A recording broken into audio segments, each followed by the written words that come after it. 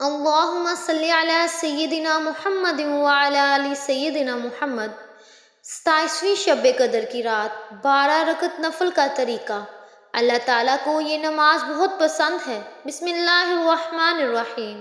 ایک اعمال کا اجر انسان کے خلوص کے خلاف اور تقوی کی وجہ سے 10 گنا سے 700 گنا بلکہ اس سے بھی بڑھا دیا جاتا ہے۔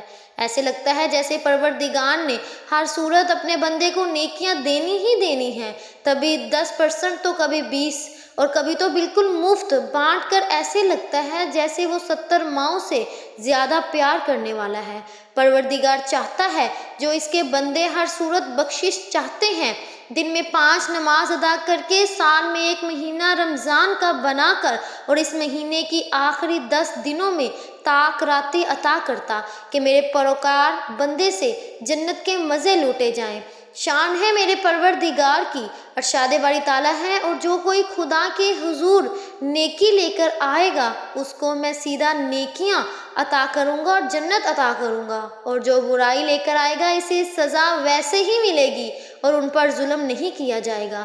رمضان المبارک کے مہینے کو تمام مہینوں پر فضیلت حاصل ہے۔ اس مہینے میں اللہ تعالیٰ کی جتنی بھی عبادت کی جائے کم ہے، کیونکہ اس مہینے میں بہت ہی برکت ہے۔ اس لیے ہر مسلمان کی کوشش ہونی چاہیے کہ جتنی نیکی کما سکتا ہے ضرور کمائے۔ اس میں ایک نفل کا ثواب فرض کے برابر اور ایک فرض کا ثواب 70 فرائض کے برابر کر دیا جاتا ہے۔ رسول پاک صلی اللہ علیہ وسلم آخری 10 دنوں میں جو کوشش فرماتے ہیں وہ باقی دنوں میں نہ فرماتے تھے۔ رمضان مبارک میں چونکہ آخری 10 دنوں میں اجر و ثواب کئی گنا بڑھا دیا جاتا ہے، اس لیے جتنی بھی عبادات انسان کر سکتا ہے ضرور کرے۔ رمضان المبارک کے آخری 10 راتوں میں سے ایک رات شب قدر کہلاتی ہے، جو بہت ہی قدر و منزلت اور خیر و برکت کی حامل رات ہے۔ اسی رات کو اللہ تعالیٰ نے 1000 مہینوں سے افضل قرار دیا ہے۔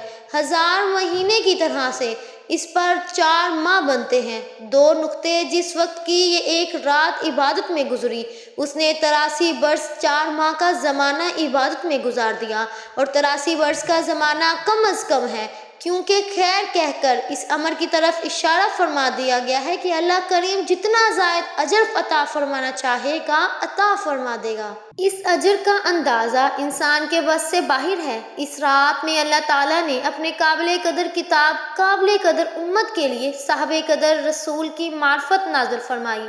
یہی وجہ ہے کہ اس صورت میں لفظ قدر 3 دفعہ آیا ہے۔ قدر کا معنی تنگی کا بھی آتا ہے۔ اس معنی کے لحاظ سے اسے قدر والی رات کہنے کی وجہ یہ ہے کہ اس رات آسمان سے زمین پر اتنی کثرت کے ساتھ فرشتوں کا نزول ہوتا ہے، یہ زمین تنگ ہو جاتی ہے۔ ایک روایت میں یہ بھی ہے کہ ایک مرتبہ نبی کریم صلی اللہ علیہ وسلم نے صحابہ کرام رضی اللہ تعالیٰ عنہ کے سامنے مختلف شخصیات، حضرت ایوب علیہ السلام، حضرت ذکری علیہ السلام، حضرت اسیر علیہ السلام، حضرت یوسف علیہ السلام کا تذکرہ کرتے ہوئے فرمایا کہ ان حضرات نے 80 سال اللہ تعالیٰ کی عبادت کی ہے اور پلک جھپکنے کے برابر بھی اللہ تعالیٰ کی نافرمانی نہیں کی۔ صحابہ کرام رضی اللہ تعالیٰ عنہ کو ان برزگیدہ ہستیوں پر رشک آیا۔ امام قرطبی رحمۃ اللہ علیہ لکھتے ہیں کہ اسی وقت حضرت جبرائیل علیہ السلام آپ صلی اللہ علیہ وسلم کے بارگاہ اقدس میں حاضر ہوئے اور عرض کیا، سابقہ امتوں کا عابد وہ شخص ہوتا ہے جو 1000 ماہ تک اللہ تعالیٰ کی عبادت کرتا ہے، لیکن اس کے مقابلے میں اللہ تعالیٰ نے اس امت کے افراد کو یہ شب قدر عطا کر دی، جس کی عبادت اس 1000 ماہ سے بہتر قرار دی گئی۔ گویا یہ عظیم نعمت تھی۔ سرکار دو جہاں صلی اللہ علیہ وسلم کی غلامی کے صدقے میں امت کو نصیب ہوئی ہے۔ کتنی خوش قسمت ہے ہم کو کہ وہ پاک ذات ہے، مثل وسیلہ بنا کر اپنے بندے کو ہر صورت بخشنا چاہتا ہے۔ بے شک میرا پروردگار نہایت رحمان اور رحیم ہے۔ اللہ یعنی اے اللہ تو معاف فرمانے والا ہے، معاف کرنا تجھے پسند ہے تو مجھے معاف فرما دے۔ رمضان وہ مہینہ ہے جس کی رات روح پرور اور سرور انگیز ہوتی ہے۔ دن بھر اللہ کی رضا کی خاطر بھوک پیاس برداشت کرنے کے بعد رب کے حضور کھڑے ہونا اور رکوع سجود میں مصروف رہنا بڑی سعادت کی بات ہے۔ ماہ سیام میرا تو کیا عبادت تراویح اور قیام اللیل کا بہت اثر ہے، اور ایک مسلمان کی خوش قسمتی ہے کہ یہ موقع اس کی زندگی میں بار بار آئے۔ رمضان المبارک کی راتوں میں قیام اور تلاوت قرآن کریم مغفرت کا ذریعہ ہے۔ رمضان مبارک کا پہلا عشرہ رحمت ہے جو گزر گیا، دوسرا عشرہ مغفرت بھی گزرنے کو ہے، اور تیسرے عشرے کی آمد ہے، دو جہنم سے نجات کا ہے۔ حضرت عائشہ رضی اللہ تعالیٰ عنہما بیان کرتی ہیں کہ جب آخری عشرہ شروع ہوتا ہے تو رسول پاک صلی اللہ علیہ وسلم رات بھر جاگتے اور اپنے گھر والوں کو بھی جگاتے اور کمر بستہ ہو کر خوب عبادت کرتے۔ حضرت عائشہ رضی اللہ تعالیٰ عنہما سے شروع ہوتا ہے تو رسول پاک صلی اللہ علیہ وسلم رات بھر جاگ کر اپنے گھر والوں کو بھی جگاتے اور کمر بستہ ہو کر عبادت کرتے۔ حضرت عائشہ رضی اللہ تعالیٰ عنہ سے یہ روایت ہے، حضور پاک صلی اللہ علیہ وسلم عبادات میں محنت آخری عشرے میں کرتے، اتنی کبھی نہیں کرتے تھے۔ رمضان کی آخری 10 راتیں اس اعتبار سے بھی خاص طور پر اہم ہیں کہ ان میں لیلۃ القدر کی عظیم الشان رات بھی پوشیدہ ہے، جسے اللہ تعالیٰ نے 1000 مہینوں سے زیادہ افضل قرار دیا ہے۔ حدیث پاک صلی اللہ علیہ وسلم ہے، جس نے لیلۃ القدر میں قیام کیا اس کے پچھلے تمام گناہ معاف کر دیے جائیں گے۔ لیکن عموماً دیکھا گیا ہے کہ رمضان کے ابتدائی دنوں میں تو بہت اچھی نیت، ارادے اور خوش و خضوع سے عبادات کی جاتی ہے، لیکن آخری عشرہ آتے آتے یہ جذبہ مانند پڑ جاتا ہے۔ اس لیے ایک بڑی وجہ عید کی خریداری بھی ہے۔ اچھے خاصے سمجھدار پڑھے لکھے افراد بھی عید کی خریداری میں معاملہ رمضان کے آخری ایام کے لیے چھوڑ دیتے ہیں۔ یوں تاک راتیں بھی بازاروں میں گھوم پھر کر ضائع ہو جاتی ہیں، جن میں سے ایک لیلۃ القدر ہے۔ حالانکہ اللہ تبارک و تعالیٰ رمضان کی ان راتوں میں پہلے آسمان پر تشریف لاتا ہے اور دعا مانگنے والوں کی دعائیں قبول کرتے ہیں۔ واضح رہے، لیلۃ القدر کی ایک رات کی عبادت کا ثواب 1000 راتوں کی عبادت کے برابر قرار دیا گیا ہے۔ ان 10 راتوں میں اجر و ثواب اور خوش بختی کے خزانے چھپے ہیں۔ بہتر تو یہی ہے کہ عید کی تمام تر شاپنگ رمضان مبارک سے قبل کر لی جائے اور آخری عشرے میں کوشش کریں کہ ارشد ضروریات کے ثواب بازار جائیں، روزہ کھولنے کے لیے ہوٹلوں میں دیر تک بیٹھے رہیں، نیز شاپنگ مالز کی چمک دمک سے متاثر ہو کر بے شمار اجر سے بھی محروم نہ ہوں۔ رمضان کی راتوں میں تراویح کا اہتمام کریں، پچھلے پہر تہجد، دعاؤں اور مناجات کے ذریعے رب سے تعلق مضبوط بنائیں۔ رات کی عبادات خصوصاً شب بیداری کریں، یہ انسان کی روحانی درجات بڑھاتی ہے اور اس کے قلب پر بڑے بڑے گناہوں کی داغ دھوتی ہے۔ سب سے پہلے پڑھ کر انسان کو رب سے قریب کر دیتی ہے۔ یاد رکھیے، دنیا آخرت کی تیاری کی جگہ ہے۔ اللہ تعالیٰ اپنے فرما برداروں کے لیے جنت میں وہ نعمتیں رکھے گا جن کا تصور بھی نہیں کیا جا سکتا۔ لہٰذا رمضان مبارک میں خاص طور پر عبادات کے ذریعے ان نعمتوں کی وارث بننے کی کوشش اور آخرت کا قیمتی خزانہ سمیٹنے کی صحیح طریقہ کرے۔ ابو سعید خضری رضی اللہ تعالیٰ عنہ سے مروی ہے کہ رسول پاک صلی اللہ علیہ وسلم نے رمضان کے پہلے عشرے میں اعتکاف کیا اور ہم نے بھی آپ کے ساتھ اعتکاف کیا، تو آپ صلی اللہ علیہ وسلم کے پاس حضرت جبرائیل آئے اور کہا، آپ جس کی جستجو میں ہیں وہ آگے آئے گا۔ تو پھر آپ صلی اللہ علیہ وسلم نے درمیانی عشرے میں اعتکاف کیا اور ہم نے بھی آپ کے ساتھ اعتکاف کیا، تو آپ صلی اللہ علیہ وسلم کے پاس حضرت جبرائیل علیہ السلام پھر آئے اور کہا، آپ جس کے جستجو میں ہیں وہ آگے آئے گا۔ تو پھر آپ صلی اللہ علیہ وسلم 20 تاریخ کی صبح کو خطاب کرنے کے لیے کھڑے ہوئے، فرمایا، جس نے نبی کریم صلی اللہ علیہ وسلم کے ساتھ اعتکاف کیا تھا تو واپس آ جائے، کیونکہ مجھے لیلۃ القدر دکھا کر بلا دی گئی ہے۔ تاہم وہ ہے آخری عشرے کی تاک راتوں میں میں نے دیکھا کہ میں پانی اور کیچڑ میں سجدہ کر رہا ہوں۔ ان دنوں مسجد کی جلد کھجور کے پتوں کی تھی۔ جی ہمیں آسمان میں کوئی بات نظر نہیں آ رہی تھی۔ اچانک ایک بدلی آئی اور بارش ہونے لگی، تو نبی کریم صلی اللہ علیہ وسلم نے ہمیں نماز پڑھائی اور میں نے پانی کیچڑ کے نشانات آپ صلی اللہ علیہ وسلم کی پیشانی اور ناک کے کون پر دیکھے اور یہ آپ کے خواب کی تصدیق تھی۔ رسول پاک صلی اللہ علیہ وسلم رمضان کے درمیانی عشرے میں بھی اعتکاف کرتے تھے۔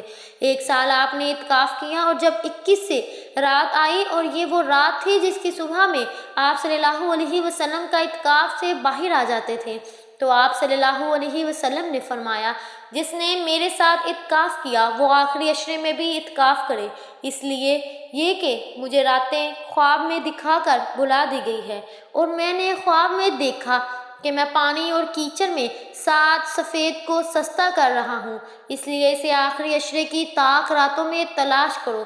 پھر اسی رات کو بارش ہوئی اور مسجد کی سطح کھجور کے پتوں کی تھی، اس لیے مسجد ٹپکنے لگی۔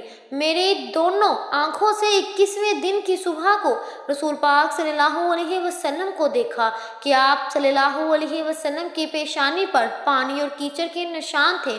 حافظ ابن حجر رحمۃ اللہ علیہ کہتے ہیں کہ اس حدیث میں بالکل واضح ہے کہ یہ خطاب 20 تاریخ کی صبح کا تھا اور بارش 21ویں رات کو ہوئی تھی۔ بخاری مسلم کی روایت ہے کہ رسول پاک صلی اللہ علیہ وسلم رمضان کے درمیانے عشرے میں اعتکاف کرتے تھے۔ جب 20ویں رات گزر جاتی اور 21ویں رات آ جاتی تو آپ اپنے گھر کو واپس آ جاتے اور جو لوگ آپ کے ساتھ اعتکاف میں ہوتے وہ بھی واپس آ جاتے۔ یہاں سے معلوم ہوتا ہے کہ آخری عشرہ 21ویں رات سے شروع ہوتا ہے۔ آخری عشرے کی طاق راتیں 21ویں، 23ویں، 25ویں، 27ویں اور 29ویں کی راتیں ہیں۔ 19ویں رات آخری عشرے میں شامل نہیں ہونی چاہیے۔ مہینہ پورے 30 دن کا ہو یا 29 دن کا، کیونکہ 19 رات درمیانی عشرے سے تعلق رکھتی ہے۔ حافظ ابن حجر رحمۃ اللہ علیہ کہتے ہیں، لیلۃ القدر صرف رمضان میں ہے، رمضان میں سے آخری عشرے میں ہے اور آخری عشرے میں سے بھی صرف طاق راتوں میں ہے، کسی ایک مخصوص رات میں نہیں ہے۔ لیلۃ القدر کے بارے میں وارد تمام احادیث کا خلاصہ ہے۔ لیلۃ القدر کے بارے میں کچھ رکعت بھی ہیں کہ 12 رکعت نفل، اللہ کو یہ نماز بہت پسند ہے۔ رسول پاک صلی اللہ علیہ وسلم نے ارشاد فرمایا، جو شخص شب قدر میں ایمان اخلاص کے ساتھ عبادت کرے تو اس کے پچھلے تمام گناہ معاف کر دیے جائیں گے اور اسے بخش دیا جائے گا۔ حضرت سیدنا مالک بن انس رضی اللہ تعالیٰ عنہ بیان کرتے ہیں کہ رسول پاک صلی اللہ علیہ وسلم کو ساری مخلوق کی عمریں دکھائی گئیں۔ آپ صلی اللہ علیہ وسلم نے اپنی امت کی عمر سب سے چھوٹی بائیں تو غمگین ہوئے، تو میری امت اپنی کم عمری کی وجہ سے پہلے کی امتوں کے جتنے نیک اعمال نہیں کر سکیں گے۔ چنانچہ اللہ پاک نے نبی کریم صلی اللہ علیہ وسلم کو شب قدر عطا فرمائی، جو امتوں کے 1000 مہینوں سے بہتر ہے۔ شب قدر میں پڑھے جانے والے نوافل کے بارے میں فقہ رحمۃ اللہ علیہ فرماتے ہیں، شب قدر کی کم سے کم 2، زیادہ سے زیادہ 1000 اور درمیانی تعداد صورت آتی ہے، جن میں قرات کے درمیانی مقدار یہ ہے کہ ہر رکعت میں سورۃ فاتحہ کی بعد 1 مرتبہ سورۃ القدر، پھر 3 مرتبہ سورۃ اخلاص پڑھیں اور ہر 2 رکعت سلام کے ساتھ پھیریں کہ نبی کریم صلی اللہ علیہ وسلم پر درود پاک پڑھیں۔ ناظرین، ہم اب بات کرتے ہیں شب قدر کے پڑھے جانے والے 12 نوافل میں کہ کس طرح سے پڑھنی چاہیے۔ تو جان لیجئے کہ آپ نے 4 رکعت نماز کی نیت کرنی ہے، یعنی کہ آپ کو 4 رکعت کی 3 مرتبہ نیت باندھنی ہے۔ نیت اس طرح سے کرنی ہے کہ نیت کی میں نے 4 نوافل کی شب قدر کی خاص واسطے اللہ تعالیٰ کے وقت، موضوع، رخ میرا کعبہ شریف کی طرف، اللہ اکبر، اللہ اکبر کہہ کر نیت باندھ لیں، ثنا پڑھیں، اعوذ باللہ پڑھیں، پھر بسم اللہ پڑھیں، 1 مرتبہ سورۃ الفاتحہ، 1 مرتبہ سورۃ القدر، 15 مرتبہ سورۃ الاخلاص پڑھیں، رکوع اور سجدے کے ساتھ عام نماز کی طرح مکمل کریں اور اللہ اکبر کے ساتھ دوسری رکعت کے لیے کھڑے ہو جائیں۔ یاد رکھیے گا کہ دوسری، تیسری اور چوتھی تینوں رکعتوں میں آپ سورۃ الفاتحہ کے بعد سورۃ القدر 1 مرتبہ ضرور پڑھیں اور سورۃ اخلاص 15 مرتبہ پڑھیں۔ دوسری رکعت کے بعد آپ قاعدے میں بیٹھ کر اتحیات ضرور پڑھیں۔ جب آپ چوتھی رکعت کے رکوع اور سجدے مکمل کر لیں تو قاعدے میں بیٹھ جائیں اور اتحیات اور درود ابراہیمی پڑھیں اور سلام پھیر کر اپنی نماز مکمل کر لیجئے۔ آپ کی 4 رکعت نماز مکمل ہو جاتی ہے۔ یہ 4 رکعت نماز مکمل جب ہو جائے پھر اس کے بعد نماز کی جگہ بیٹھ کر آپ نے ایک مرتبہ یہ دعا پڑھیں جس کا ترجمہ کچھ یوں ہے: اے اللہ، بے شک تو معاف فرمانے والا، کرم کرنے والا ہے، تو معاف کرنے کو پسند فرماتا ہے، تو میرے گناہوں کو بھی معاف فرما دے۔ اس طرح آپ بچی ہوئی 8 رکعتیں بھی 4 رکعت کی نیت سے مکمل کر لیں، اور آپ جو رکعت 12 نماز مکمل جب ہو جائے گی ناظرین، اس کے بعد آپ نے بہت سی نمازیں ہیں جو ہم سب بعد میں پڑھ سکتے ہیں، جن میں سے چند ملاحظہ فرمائیں۔ 2 رکعت نماز خاص شب قدر، اس کی نیت اس طرح سے کریں گے کہ میں نے نیت کی 2 رکعت نماز خاص شب قدر واسطے اللہ تعالیٰ کے وقت موجود اور رخ میرا قاعدہ شریف کی طرف، اللہ اکبر۔ نیت کی ہر رکعت میں آپ سورۃ فاتحہ کے بعد سورۃ العلق اور سورۃ القدر 3 مرتبہ پڑھیں گے اور سورۃ اخلاص 27 مرتبہ پڑھیں گے۔ ہر رکعت میں آپ کو اسی طرح سے پڑھنا ہے اور آپ کو 2 رکعت نماز مکمل کر لینی ہے۔ رکوع اور سجدے عام نماز کی طرح مکمل کریں، اس طرح سے آپ کی 2 رکعت نماز مکمل ہو جائے گی۔ اس کے بعد آپ 2 یا 4 رکعت نماز جو ہے وہ پھر پڑھیں۔ 4 رکعت نماز صلاۃ الحاجات کی بھی پڑھ سکتے ہیں۔ اگر آج کی رات میں آپ کی کوئی خاص خواہش ہے، کوئی حاجت ہے، کوئی دعا ایسی ہے جو آپ اللہ تعالیٰ سے مانگنا چاہتے ہیں، تو اسے مانگنے سے پہلے یہ 2 رکعت نماز صلاۃ الحاجات کے پڑھ کر رو رو کر گر گرا کر اللہ تعالیٰ سے آپ دعا مانگیں گے۔ انشاءاللہ اللہ تعالیٰ آپ کی دعا ضرور قبول کرے گا۔ جب کسی کو کوئی حاجت درپیش ہو تو 2 یا 4 رکعت نفل بعد نماز عشاء پڑھیں۔ حدیث میں ہے پہلی رکعت میں سورۃ الفاتحہ اور 3 مرتبہ آیت الکرسی پڑھیں، اور باقی 3 رکعتوں میں سورۃ الفاتحہ اور سورۃ اخلاص، پھر سورۃ الفلق اور سورۃ الناس ایک بار پڑھیں۔ تو یہ ایسی ہے جیسے شب قدر میں 4 رکعتیں پڑھیں، پھر اپنی حاجات کا سوال کریں، انشاءاللہ اللہ تعالیٰ اس کی حاجت روا ہوگی۔ مشاہد میں ہے کہ ہم نے یہ نماز پڑھی اور ہماری حاضری پوری ہوئی۔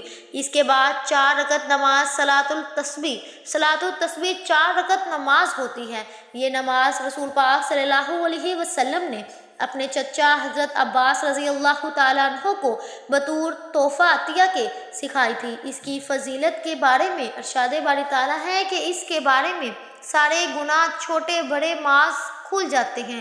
اس نماز کے پڑھنے کا طریقہ یہ ہے کہ 4 رکعت صلاۃ الحاجات کی نیت باندھ کر پہلی رکعت میں کھڑے ہو کر ثنات پڑھیں، جس میں سورۃ الفاتحہ اور کوئی سورت پڑھنے کے بعد رکوع میں جانے سے پہلے 15 مرتبہ یہ تسبیح پڑھیں: سبحان اللہ والحمد للہ ولا الہ الا اللہ واللہ اکبر۔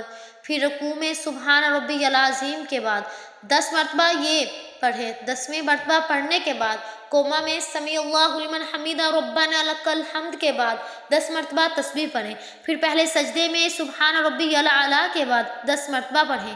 پھر پہلے سجدے سے اٹھ کر دوبارہ جب کھڑے ہوں تو پھر 10 مرتبہ، پھر دوسرے سجدے میں سبحان ربی الاعلیٰ کے بعد 10 مرتبہ تسبیح پڑھیں۔ پھر دوسرے سجدے سے اٹھتے ہوئے اللہ اکبر کہہ کر بیٹھ جائیں اور 10 مرتبہ تسبیح پڑھیں۔ پھر بغیر اللہ اکبر کہے دوسری رکعت کے لیے کھڑے ہو جائیں۔ میرے اسی طرح دوسری، تیسری اور چوتھی رکعت مکمل کریں۔ دوسرے اور چوتھی رکعت کے قاعدہ میں پہلے 10 مرتبہ تسبیح پڑھیں اور پھر اتحیات پڑھیں۔